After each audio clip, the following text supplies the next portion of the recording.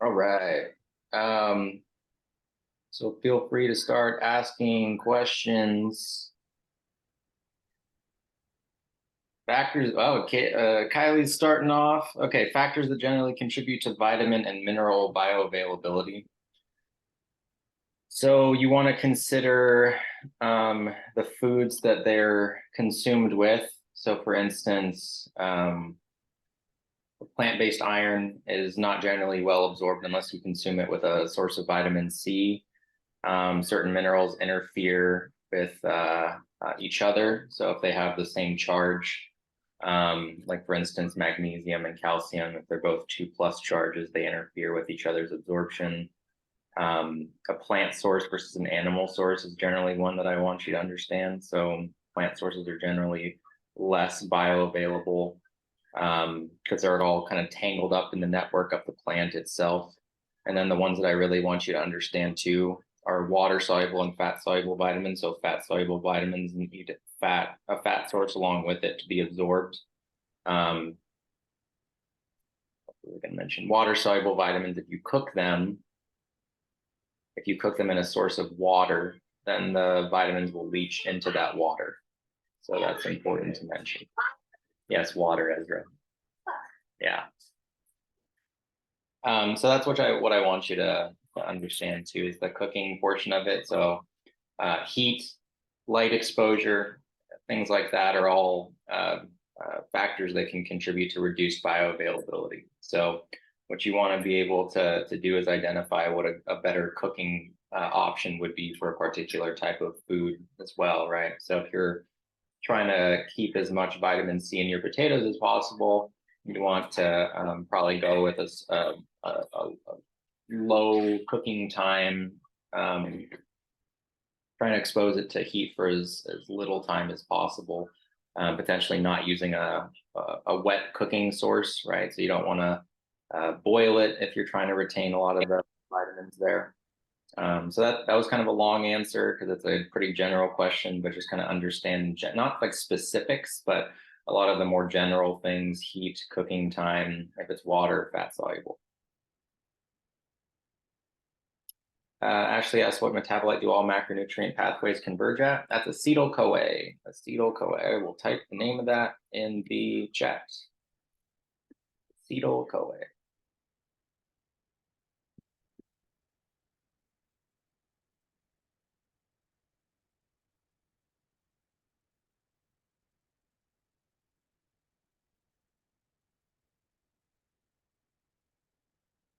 You can ask the questions too, if possible. If you can use your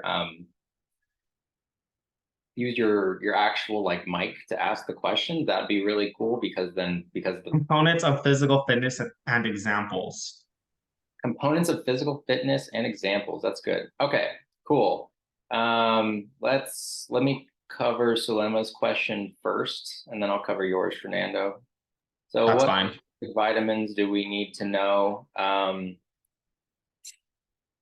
In general, I want you to know vitamins B6, B12, and folate and their roles with red blood cell production, methylation reactions. I want you to know vitamin C, all the fat soluble vitamins and their functions.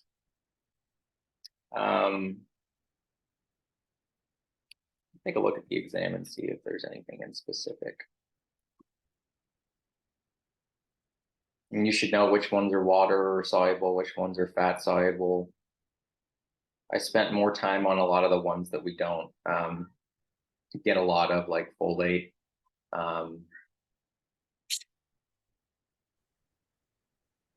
All the fat soluble vitamins, vitamin K, what its function is, the fact that it's generally given to babies as a injection, right? They give them vitamin K early on. Mineral wise, I want you to know like which one's the most abundant, what are their general functions. A lot of the major minerals, so like sodium, potassium, chloride, for instance, iron. Some of the ones I spent a little bit of time on, like zinc, for instance, and magnesium. I'm not going to ask you about like selenium or chromium or anything that's more trace in that sense.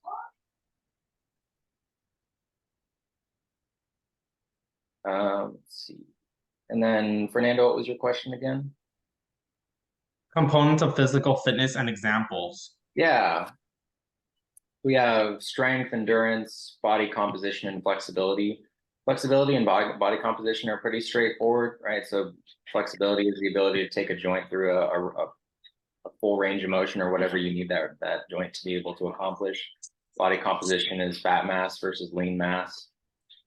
For the aerobic component, we're looking at cardiorespiratory endurance, and that would be, like your VO2 max, how much oxygen can you consume, how long can you, go out on a run, things of that nature. Muscular strength and endurance. Strength is how much you can lift particularly, right? For a given, or how much force you can produce for a particular movement. And then muscular endurance is how many times you can do a particular muscular contraction, or how long you can sustain a muscular contraction for a given period of time. I think that covers that. Nadia asked the digestion rates for vitamins and minerals. I mean, vitamins pretty much are absorbed into the blood from the intestine, from the small intestine. So they're kind of similar to proteins and carbohydrates in that they're absorbed in that way, but they don't go into the portal vein. And then for fats, the main thing I need to know is that they require a source of fat in order to absorb. Dragging a box along the ground, that's pretty cool. I have a question. So what is hitting the wall and what is likely to cause? Can you say that one more time?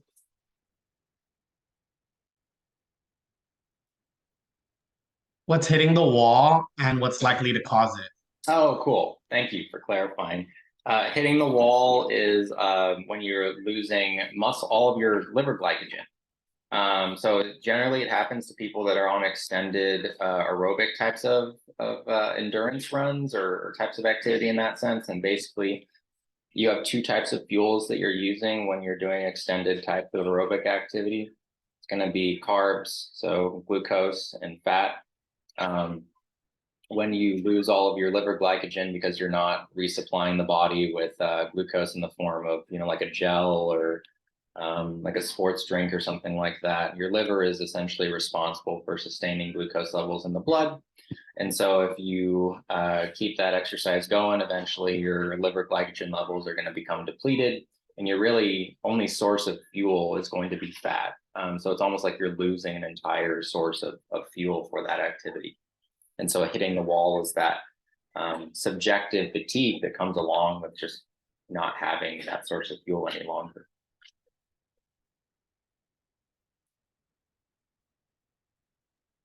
Can you go over the crossover concept?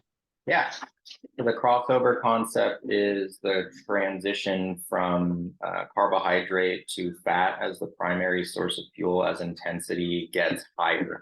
So when the intensity is lower, it's going to be fat. When the intensity is higher, it's going to be carbohydrate. You can tie intensity into duration as well, right? Because the longer an activity is, generally in a second by second scenario, the lower the intensity, right? So the higher the intensity, generally the shorter the duration. Think about a sprint, it doesn't last for very long, relatively speaking. And you produce a lot of force in a very short period of time.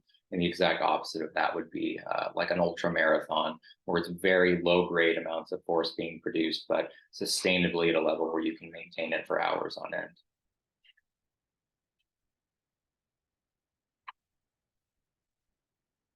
Samantha asks, what energy systems are used relative to intensity and time? So I kind of mentioned that a little bit with the fuel system, but you want to know that graph or the figure that I highlighted in lecture, was that yesterday? 2 days ago, where it has the different time courses, and we can tie that into intensity and the relative proportions. So the three primary fuel pathways are the creatine phosphate ATP pathway, or the ATP PCR CP there's all these different ways to call this, the phosphagen system, the immediate pathway. I'm pretty sure in the slides it was ATP-CP system. That's going to be lasting from the onset of exercise primarily until about 15 to 20 seconds or so. And then after that, energy sources has started to deteriorate. And I should probably mention the fuel sources for that too. So the fuel source for the creatine phosphate ATP pathway is creatine. It's not phosphate. It's not ATP. It's creatine is the integral component there. After that source starts to taper off, glycolysis picks up, specifically metabolism of glucose and glycogen through anaerobic means, so the conversion. If you wrote the lactate or lactic acid system, I would probably still give you credit for that. Don't throw balls in here, please. And the main source for that is glucose or glycogen, and that will last from about 30 seconds or so until about 90 seconds. So basically, as the ATP-CP system falls off, glycolysis starts to pick up, and that lasts generally until about 2 minutes. And the aerobic system starts to predominate, and the fuels for that are going to be, as I mentioned, fat and glucose. If you write carbs and fat, that's totally fine too. For the aerobic metabolism, what if I say oxidative phosphorylation? Will you accept that? As the name of the pathway, yeah, I'd accept. Yeah, for the pathway for the unlimited, the one that's like seemingly has no limit to it. Yeah, for the aerobic metabolism. It's a much more specific name for it. I mean, if you want to write oxidative phosphorylation, it's more specific. It's a lot longer of a thing to remember, but if it helps you remember it, it's much better. It's much more accurate of a term. Just make sure that you know the fuels are carbohydrates and fats primarily. Okay, but if I say oxidative phosphorylation, that will count as the correct answer, right? Correct. Yeah. If you're right in the fuel system, then that's correct. Yes. Yeah. Okay. That's my sure. May you go over the differences between health claim and structure function claim? Sure. Let me cover, because Isaiah and Janice asked the question first. So remember that question, then I'll come back to you. Isaiah asked, did we go over what metabolite do all? Yeah, so the metabolite that all pathways converge at is acetyl-CoA, and that's aerobic. So once all pathways, glucose, fats, and proteins, they all converge at the level of acetyl-CoA to go into the mitochondria to be used for ATP and the electron transport chain, but Krebs cycle first. Janice asked components of the female athlete triad. So I want you to know that the female athlete triad is a subset of relative energy deficiency in sport, which is abbreviated as RED-S. And basically what that is your nutrient intake, and specifically your caloric intake, isn't matching your activity levels. So this is a pretty common phenomenon in a lot of collegiate athletes. They're very active, but they're not consuming enough food in order to sustain that type of activity. In females, that can be especially problematic because it can start to result in a reduction in menstruation. So it can actually cause amenorrhea, which is a lack of a menstrual cycle. You need to stop that. So basically what that means is that your period stops because the body is kind of prioritizing staying alive and saving energy for other vital functions rather than going through the entire process of menstruation. The other components of that are, as I mentioned, low energy intake or low energy availability. So that's the second part of the triad. And then the third part is low bone density, which is partially mediated from a lack of nutrition like calcium and whatnot, but also because the ebbs and flows that come along with the hormones in menstruation also influence bone density. Estrogen is a very important part of bone turnover. So if a female isn't going through menstruation, their levels of estrogen, for instance, are going to be a lot less consistently higher throughout the different phases. Specifically, estrogen tends to be higher. Well, it has its ebbs and its flows throughout the follicular and the luteal phases, but basically just know those three: low bone density, low energy availability, and amenorrhea, which is kind of like a cessation or lapse in menstrual cycle phase. And then Fernando, what was your question again? What is the differences between health claim and structure function claim?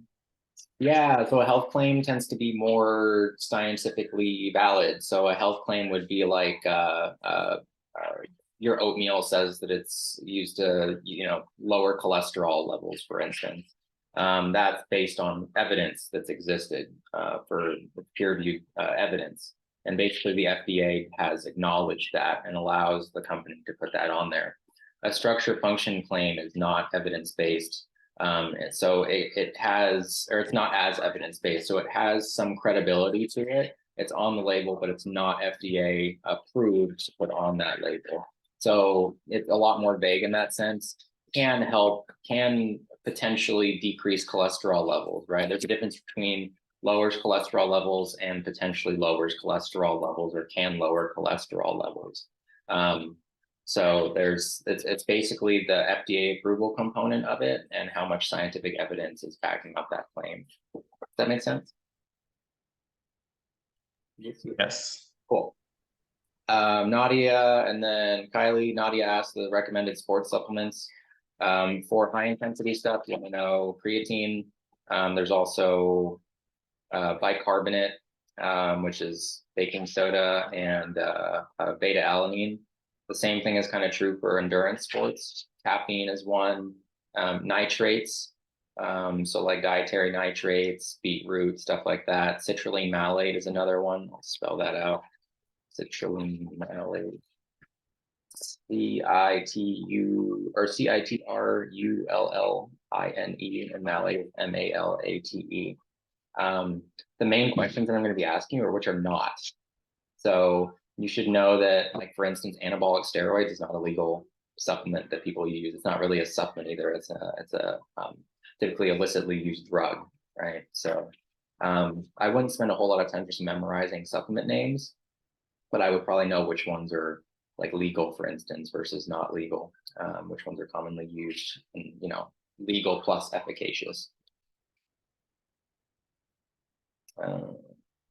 And then Kylie asked phytochemical, functional foods, and complementary alternative medicine / nutrition definitions.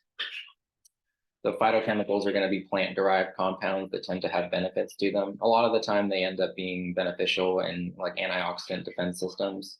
So think about an example here. Resveratrol is one of the examples that you probably know from the alcohol podcast. And because of their ability to kind of augment existing physiological function, we call them functional foods. So it's function beyond their macronutrient content, right? So like coffee, for instance, is what we would consider to be a functional food. It's not just the milk that you put in there, the cream and whatnot. It also has some benefits in the caffeine. There's also beneficial antioxidant related compounds that are in the coffee itself, like caffeic acid, for instance, which can help with improving, like mitochondrial health, for instance. I'm pretty sure about that one, but basically it helps reinforce antioxidant defense systems. In complementary alternative medicine or nutrition, it's kind of used interchangeably, is basically these.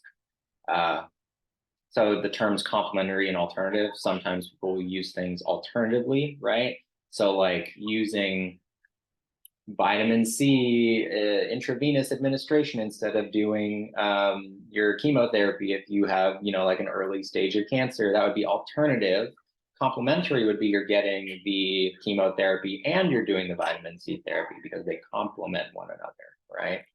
So just understanding that there are alternative methods that people are using either in lieu of or alongside existing Western medicine approaches. Fernando, did you have another question, or am I? No, I was looking for another question right now. If I had skipped you for a second, so I just wanted to make sure. Ashley asked mechanistic reasons why the ketogenic diet may be inappropriate for athletes. So the reason for that would be, if you remember back to the intensity component versus the intensity and length versus the type of fuel that you're using, For a lot of different sports, there is a high intensity component.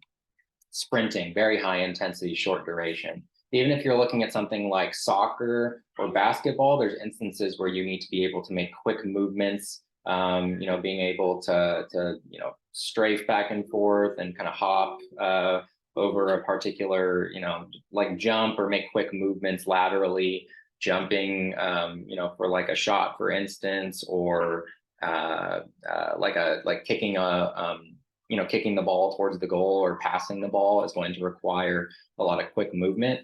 If you're not consuming carbohydrate like you are in a ketogenic diet, you're going to be limiting your availability to perform high intensity types of activity, which are related to carbohydrate utilization. So even in a scenario like an ultra marathon runner, where remember the longer the intensity is and the lower the longer the duration, the lower the intensity, the more fat's going to be used. There's still instances during an ultra marathon where that person may want to use a higher intensity energy system like glycolysis to be able to like sprint towards the end if they're neck and neck with someone, or if they're on a trail and they need to avoid like a log that's on the ground and do some quick movements to jump over it. So in general, the ketogenic diet is not a very intelligently designed diet for athletes.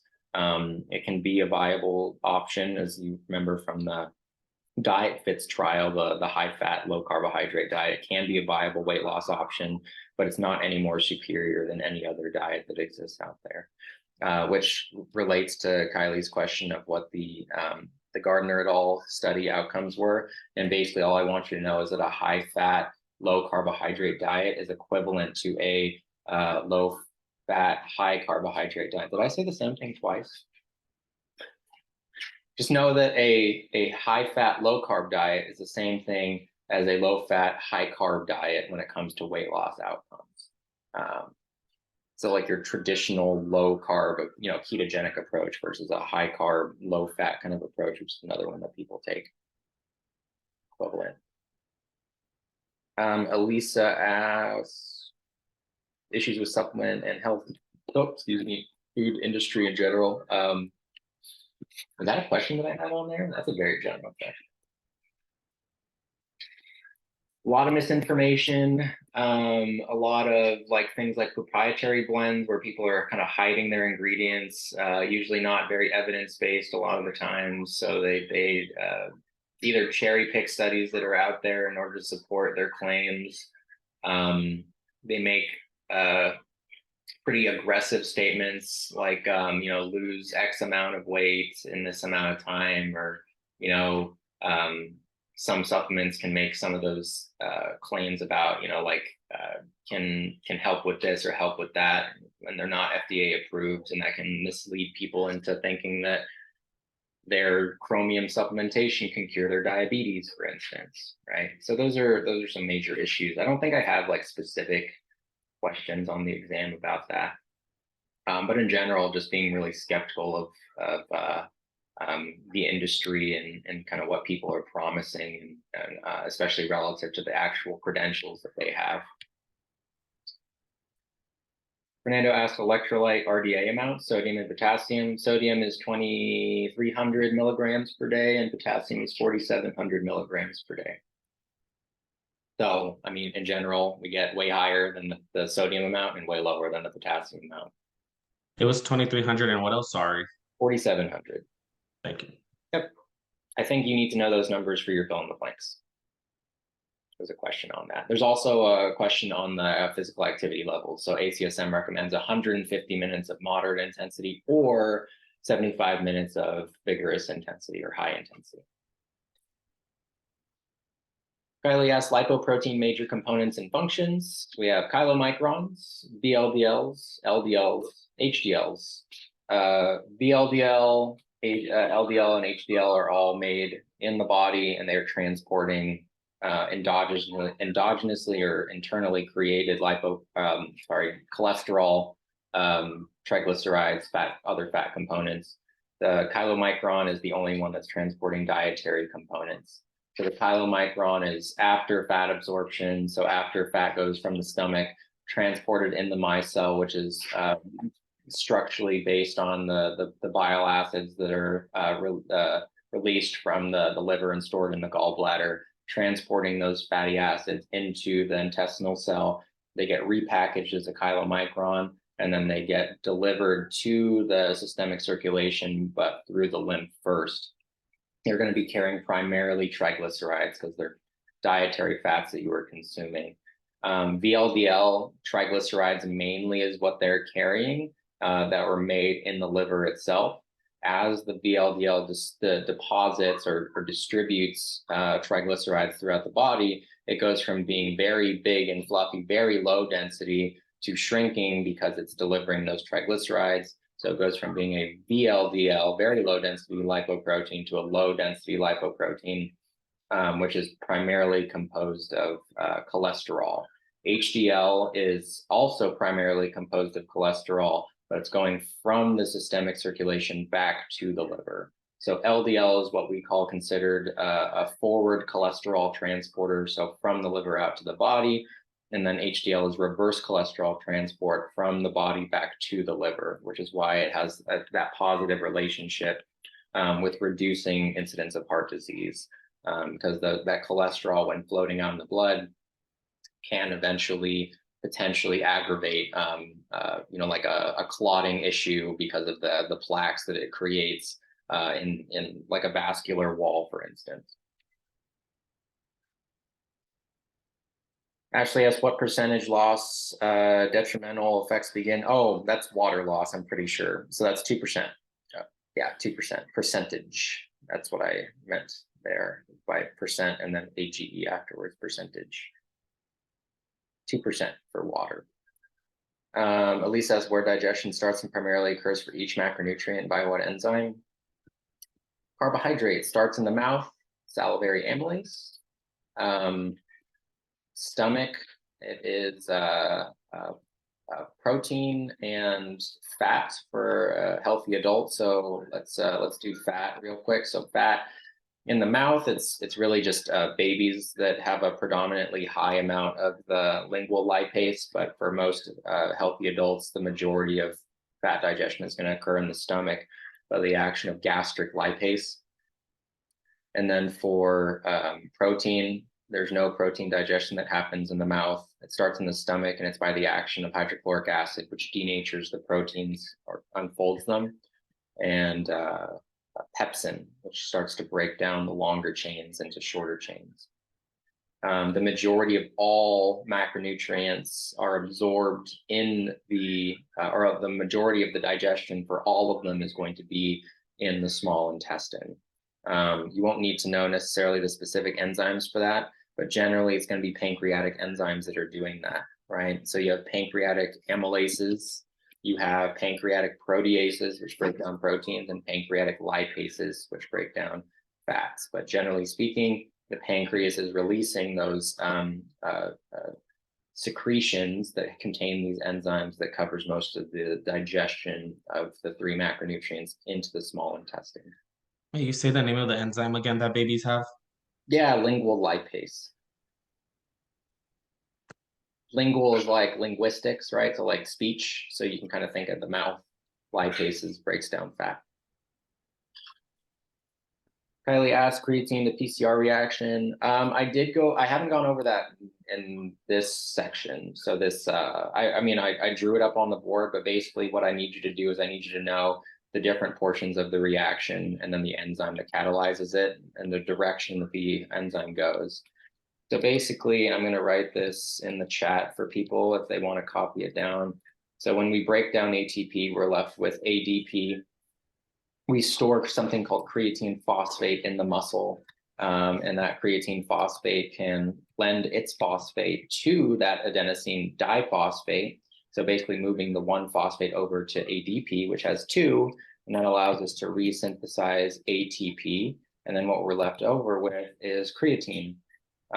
So when we're done with whatever the stressful activity is, we now have ATP. We can actually break that ATP down and restore creatine phosphate to be able to make sure that we have enough for future instances. And that's the one you wanted us to draw, correct? Correct, right. So if you literally just like what I just typed in chat, if you just copied that and you make sure that you include that the enzyme is creatine kinase, then you would get 100% on that. Okay. Yep. Will there be any matching questions? Yeah. So the matching is actually going to be the vitamins and the minerals. So there's going to be some, the ones that I highlighted in the beginning of this review session. Just making sure that you know the general functions of them. I'm not going to ask you like specifically like, oh, what does vitamin B1, B2, and B3 do, right? Like it's the ones that I really want to focus in on the functions. How many fill in the blanks? We got 1, 2, 3 fill in the blanks. One of them is about your physical activity guidelines. One of them is about your AIs for sodium and potassium. And the other one is about iron. So it's about you should know the difference between heme iron and non-heme iron and the alternative names and charges for them. So Fe2 plus is our heme iron. That's the animal source, right? That's our more bioavailable source. Fe3 plus is our non-heme iron. It's also called ferric iron. Fe2 plus is ferrous iron. What's up, dude? You want to say hi to everyone? And you go over the AMDR general understanding of the proportions and ranges. Sure. So the general AMDR percentages would be carbohydrate tends to make up the largest absolute amount. You won't need to know the specific percentages. Fat remains pretty constant. We're trying to blow out a candle. Okay. And then protein has the largest amount of variation. So when I say variation, I mean the largest range. Okay, and that's because both protein and carbohydrate. Let me start with protein. It has to do with the activity levels that people are doing. And then carbohydrate is the highest absolute amount on that range because a lot of the foods that are on my plate are inherently like carbohydrate rich, like vegetables, fruits, whole grains, even milk and some proteins can contain carbohydrate. No, I'm not going to take my hat off. It's okay. He is very big and very annoying, aren't you? Aren't you annoying? Are you annoying? Can you say hi, everyone? Yeah, something like that. Okay. Oh, Ezra, can you thumbs up? Thumbs up. See, he still does it. Look at that. That's great. And now it's recorded, so he'll know that when he's like 15 years old or whatever, he's like, really?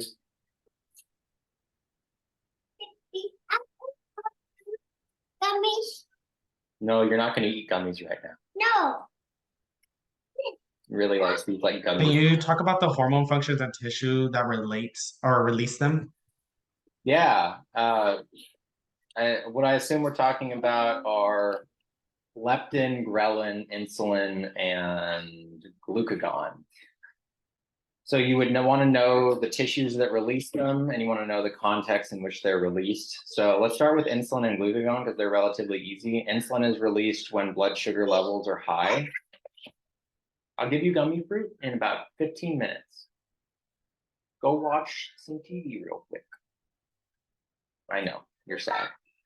Okay, so insulin and glucagon. Insulin is released when blood sugar levels go up. So generally speaking, when they go above normal ranges. And the function of insulin is to trigger cells to bring glucose into the cells, right? So it moves glucose from the blood into the cell, and the ultimate effect of that is to lower blood sugar, lower blood glucose. Glucagon does the opposite. So glucagon is sensing when blood sugar levels are lower than normal. And so it's going to tell the liver to break down some of its glycogen, and glycogen is made out of several glucose units. It's going to release that glucose into the bloodstream. Leptin and ghrelin are both impacting. Yes, baby. Dino book? Yeah, we'll read the Dino book in about 15 minutes, okay? Okay. What was I saying? Leptin, ghrelin? Yes. Okay, leptin is made by adipose tissue. And basically what it does is when you have more adipose tissue, it releases more leptin, which makes you feel more satiated or more full. So as you lose fat, you actually lose the hormone that's causing satiety. Ghrelin, it sounds like grr, right? It sounds like your stomach is growling. It is stimulated, for instances like to when your blood sugar levels are low, or like your stomach hasn't been stretched in a while. It basically triggers hunger responses, and it's released by the stomach in order to get you to increase your appetite. So those are the major hormones that I want you to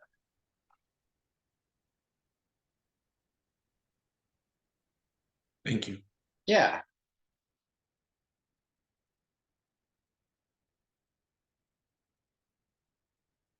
And we're doing all this again on Monday. That's right. Okay.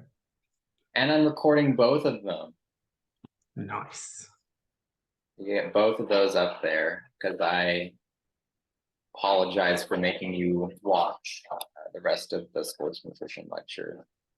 Thank you. I appreciate that. Or the apology or the recording? No, the recording. I guess and the apology too. Thank you. Yeah, But that's cool. Question, do the questions that people type up pop up in the recording? No, I don't think they do. they don't. I try to like talk about the questions, and it's more helpful if you ask the questions because then you can actually hear them, right? So like I should take pictures of the questions people asked. Sure. Yeah. Well, I mean, I reiterate the questions before I answer them. Okay. How many, short answers, the ones we didn't go over, and how many short answers are there? Okay, let me see. Short answer. So there's the creatine one. There's the question about why the ketogenic diet might not be appropriate for most athletes. There's the Gardner one, so the results of that one. And then I have one repeat, which is from the last exam, which is the, you know what, I'm not going to tell you which one it is. I'm just going to give you 3 options here. Okay. So there's the flax versus the chia seeds, omega-3 options, right? So why is salmon better than like flax seeds or chia seeds? There's the potential for the red wine question. So why is red wine, healthy or not healthier than other forms of alcohol? And then there's the potential for the fruit-derived sugar. Is that actually, is fruit-derived sugar something that people should be concerned about? Is there any one of those that y'all want clarification on? All of the above. All the above. Name one of them. I'll start with that one. Which one? The more harder one. The hard. Okay. Let's start with the fatty acid one. So if you actually look at the different types of fatty acids, the different types of omega-3 fatty acids, the ones that we're really trying to get are EPA and DHA, because those are the ones that have the pro brain health and the anti-inflammatory effects. Plant sources of omega-3s don't have direct EPA. They have ALA, which needs to be converted in our body into EPA and DHA. So if you actually look at total omega-3 content, flax, chia seeds, and other plant sources are really, really rich in total omega-3s, but it's not the type of omega-3s that we want. So even though the levels are lower in something like salmon, they're actually more beneficial because the salmon has been consuming plant sources of omega-3s, hence ALA, and converting those into EPA and DHA already for us. So we're actually getting, even though there are lower concentrations of omega-3s, the specific omega-3 fatty acids that we wanted in the first place. The red wine one, the major compound in red wine is resveratrol. That if you just try to spell that, that's fine. You know, if it looks like you're trying. It's the compound that's noted for a lot of the pro antioxidant effects in red wine. Realistically speaking, though, red wine isn't any better for you than any other type of alcohol because the resveratrol concentrations that you would need, the amount of wine you would need in order to get an effective dose of resveratrol would be in the levels of like liters of red wine per day, which would not be beneficial because even if you did drink that much to get the effects of resveratrol, you would start getting into those levels of alcohol consumption that actually decrease cardiovascular health or increase the risk for negative outcome. So practically there is no benefit. And if you did consume that much red wine to get an effective dose of resveratrol, it would be dangerous for you based on that J-shaped curve from the podcast analysis. The fruit one's pretty easy. Is fruit sugar something you should be concerned about? Probably not if you're eating whole fruit because of the fiber in the water that really helps space out a lot of the actual glucose load that you're getting. So if you're drinking just like pure fruit juice, it's something to be a little bit more concerned about because your ability to consume sugar in that form is a lot larger, right? You can consume. It takes me probably like if I was really trying to eat an apple really fast, it would take like, a minute to 2 minutes to be able to chew through the entire thing. If I was drinking apple juice, right, I could chug the equivalent of 3 to 4 apples in 10 to 30 seconds or something like that. So the sugar load is a lot higher, and now you're also missing the fiber that you would be getting if you're just juicing it. And by that same card, if you think about like how long it takes you to like prep and eat a mango, it takes a lot longer. But if you're looking at like dried mango slices, the type that are all vacuum sealed and whatnot, they're a lot sweeter. So it's more enjoyable to eat them, and you can eat them a lot faster because they're, they're all condensed and you don't have to do as much prep or as much chewing or anything like that. So generally speaking, it's the fiber and the water that really give the benefit to the fruit and make it so that you don't have to be concerned about getting an excess glucose load from them.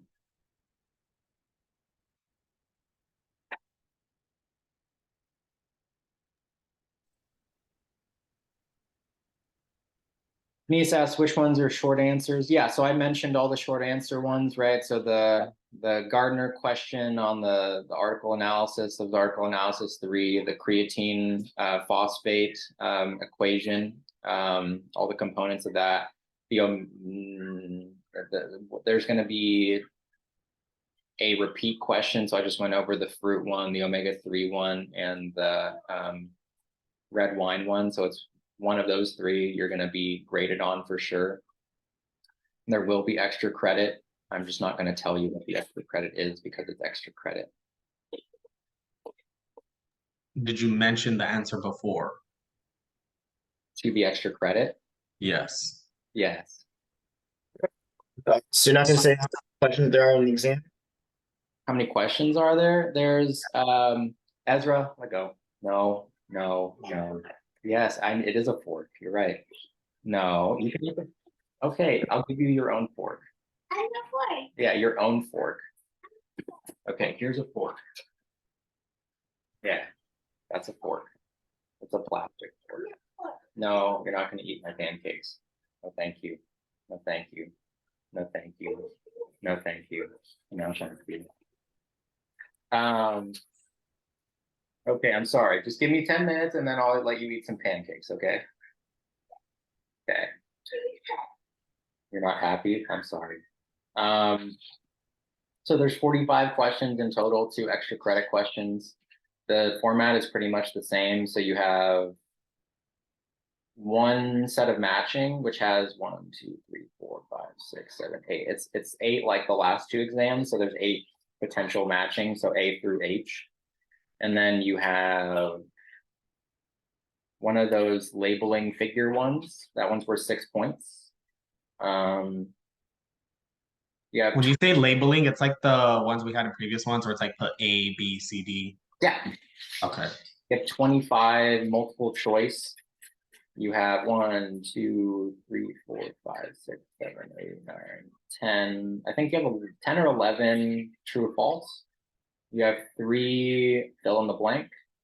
You have 1, 2, 3, 4 short answer. And then you have 2 extra credit questions, which I'm not going to tell you about. Is it possible to tell us exactly what the matching questions is on?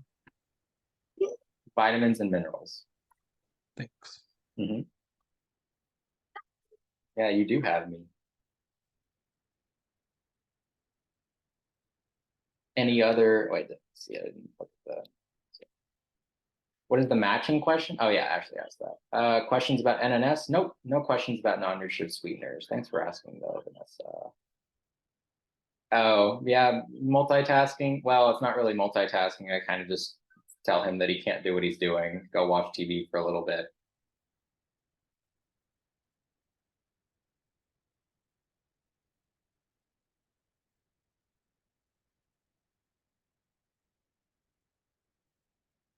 Any other last minute questions? You got 3 minutes, 4 minutes. Why can't humans eat grass?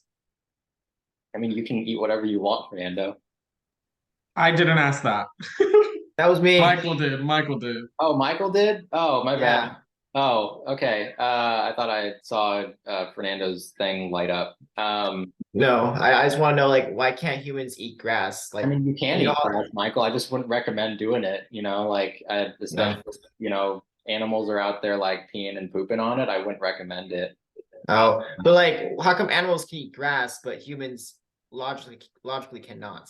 I mean, They're animals. we eat vegetables, right? I mean, I think the difference is, and don't quote me on this because I'm not like an expert in like ruminant digestion, but a lot of like plants that we can't eat are largely because like their structures are just not they're probably like so high in particular types of fiber that we wouldn't get any type of nutrition from actually consuming them.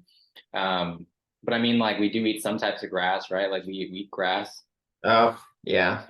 Wait, this isn't on the test, right? It's not. No, I think it's It was a question I just had in mind because like I just get so curious because like you know how dogs eat grass when allegedly they get sick, but they don't, but they eat grass anyways, or like cows eat grass, or like I was wondering like why can't we humans just eat grass? Like if we're like, if we're starving in some post-political world and we have to eat grass, like would that survive? Would that like give us a chance to survive longer?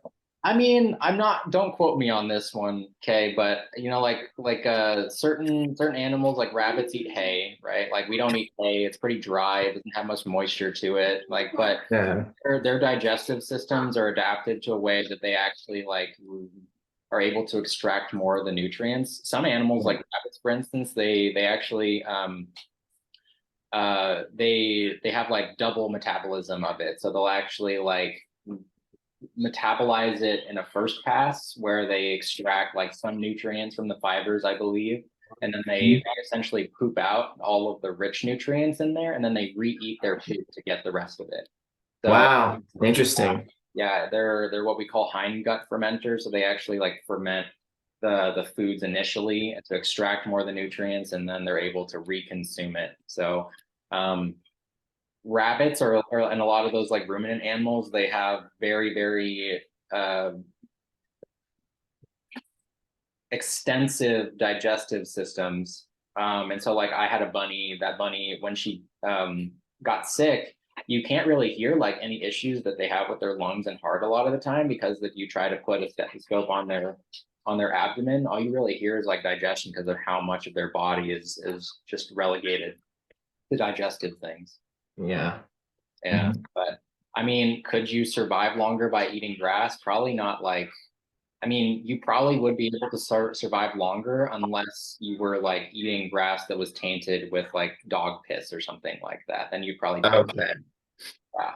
And that's another reason why like people don't recommend going like if you get a rabbit, like because there would be times where we would think like, oh, let's just like take our bunny outside and let her roam around in the grass. There's the chance that she would eat some grass that was tainted with like other animals' urine and stuff like that, and that could get her sick and kill her. So especially yeah. So there's issues related to that, but I suppose without, and don't, make sure you check me on this. Don't take my word on it. If it was like just normally healthy grass, I'd imagine between starving and eating grass, you would probably survive a little bit longer. Okay. Yeah. I'll check on that. It's kind of interesting thought in my head. That's all. No, that's good. see. Is there any questions that you noticed that nobody asked? That are from the study guide? I don't have the study guide in front of me. We also Oh, have Monday too, Shayla. True. that's cool. Yeah. Let me see. Let me just finish these last two questions and then I'll let y'all digest that information and we'll cover the rest on Monday. Vanessa asked for people to take iron supplements, so they need to take complementary vitamins, get the full benefits like vitamin D and vitamin C. If it's iron supplements, usually it's already in the form of ferrous iron, so it's already pretty absorbable. Off the top of my head, taking the iron like that is probably going to be good enough. There might be some other things that you can do to improve iron digestion. When I was taking like these classes back in my undergrad, there's like a million different ways that different like minerals can be absorbed better. And it's like a lot of times if you consume things with an acid, it generally increases their absorption. Some of them, if you eat them with a protein, it increases their absorption. The one that always stuck with me was if it's a plant-based source of iron and you put vitamin C with it, then that does convert it over into the more absorbable form of iron. But in general, like for your question, like just taking iron with something else, I would generally recommend that like, even if you don't need a multivitamin, there's evidence that shows that like a multivitamin could actually for some people that are like really taking large amounts of these multivitamins can produce like some negative effects, but for the most part, the general consensus is by taking a multivitamin, even if it's a little bit excess, they're pretty cheap and you can cover most of your nutritional bases that you're not getting from your diet. That isn't necessarily a recommendation. That's just kind of like, if you don't think you're getting enough of something, maybe a multivitamin is a good cheap way for you to kind of cover some of those bases. Doesn't hurt in most cases. Vitamin D and C, I feel like most people get vitamin C. Vitamin D is one of those ones that I actually take separately because I hate the sun and I don't eat that much fatty fish. So, but I also make sure I take it with my fish oils to ensure that I'm getting enough fat to absorb it. Alexa asked what vitamins and minerals you should focus on studying. So I said that at the beginning of the review session, but I'll reiterate them. So B6, B12, folate, and they all serve pretty similar functions. The only difference with B6 is that B6 plays a role in like transaminase and deaminase reactions, so protein metabolism. Vitamin C, all the functions of the fat-soluble vitamins, because they're pretty, there aren't that many fat-soluble vitamins, and they all have very distinct functions. So vitamin D, vitamin K, vitamin A, and with vitamin A, I want you to know that there's the two main forms. There's the retinoid versions of them, so the animal sources, and there's the carotene, specifically beta carotene is the one that I want you to know a little bit more about. Vitamin E is, did I mention that already? And then for the minerals, some of the most prominent ones that people don't get very much of. So like iron, for instance, calcium, zinc, and then the electrolytes. Specifically potassium and sodium is where I'd probably put most of my focus. Magnesium as well, just because we tend to not get very much magnesium. But you don't need to know, like, unless I told you, like I need you to know that like females need more iron than males, and like pregnant people need more iron than both just general female physiology. And why did you do that? And males. What else? Oh, the specific amounts of sodium and potassium as well, because those are pretty relevant. But other than that, like you don't need to know, unless I mention specific like deficiencies, like vitamin D. If you don't have enough vitamin D, your chances for osteoporosis and rickets go up. If you have too much, that could be problematic because you could end up with overcalcification of soft tissues like your arteries and create plaques there. One other one that I was trying to remember. Vitamin A, like if you eat a polar bear liver, you'll die from vitamin A overdose. I don't know if I have a question about that. I don't think I did. I wouldn't put it past me to put a question about that in there though. I have a lot of fun when I make exams, in case you didn't notice that. Oh yeah, there is a question about it. The polar bear liver. Yeah, cool. I don't surprise myself. How many points for your name and date?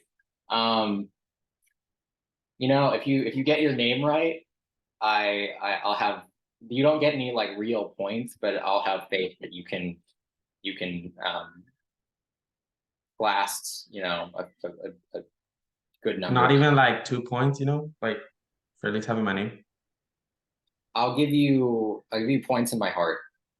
I won't Nice. subtract I'll points. take, There you go. I'll take it. Points in my heart is worth a lot, you know. Nice. Yeah. Any last questions before I go try to mitigate some of the, oh my God. Wait, are you actually subtracting points? No, I'm not actually subtracting. Oh, I just Okay. said, I like looked over and Ezra was like climbing the refrigerator. That was really weird. Anyway, Spider-Man. yeah, he was trying to get to some cake on the top shelf. So, what if you draw me a picture? And I'm just very entertained. A lot of the time, I'm not gonna lie. Like if y'all spell things really weird, sometimes I don't often do it, but sometimes I take pictures and then I like pretend that they're Harry Potter spells because the word sounds so funny sometimes. oh my God. I lost my train of thought. Never mind. I know, it's okay. Oh, actually, what happens if I draw you like a whole picture of like Kite or something from like Hunter x Hunter? That's pretty nice. You know what I might do is I'll have a riddle for y'all to solve while you're doing the exam. Damn. And if you solve the riddle, I'll give you like 5 points or something. 3 points. Maybe 3 points if you solve the riddle. I just want to see people like look confused after the exam is over. It gives you something to do while, you know, if you finish the exam early. All right. Fun riddle. A riddle. I suck at riddles. Better start looking up riddles. Huh? Better start looking up riddles. I know. We did a whole bunch of You should look at the riddles on like Teen Titans. They have some good ones. Oh yeah, I'm probably not going to take recommendations on riddles. So because then you're just gonna know which one's gonna do. It's not gonna be a Lord of the Rings riddle. I was actually thinking about Lord of the Rings riddles though. So all right. Lord of the Rings. Yeah, no Lord of the Rings content. Game of Thrones. No Game of Thrones content. I'll let you decide. Like a real life riddle. It's gonna be a real life riddle, yeah. This is worth 3 points. Yeah, it'll be worth 3 points. You can't go above 100%, but you know, it's a way for you to, you can either, you know, study really, really hard and learn course relevant content, or you can study a little less hard and look up a bunch of riddles. I'd probably not recommend the latter though. Okay. All right. Study a little less hard and get 3 points. Yeah, that was a joke just in case no one got the sarcasm, but it's okay. I have dry humor. Yeah, I got it. That was I'm a good glad. one. But thank you for Yeah, of providing. course. Thank you. Yeah. I will upload this video probably in the next like hour or so, as long as it takes for it to compress, and then you put it on YouTube. Right on. Awesome. Thank Cool. you And so then much. I'll send out a message on Canvas letting y'all know that it's there. But you know, it's always going to be in that same place, usually under the specific exam in the modules. Cool. Cool. All right. Have a good one. Have a Thank good weekend. Yeah. Wait, Monday's at 2 or 1? 2. 2. Okay. Yep. Thank you. That's fine. Yeah. See ya.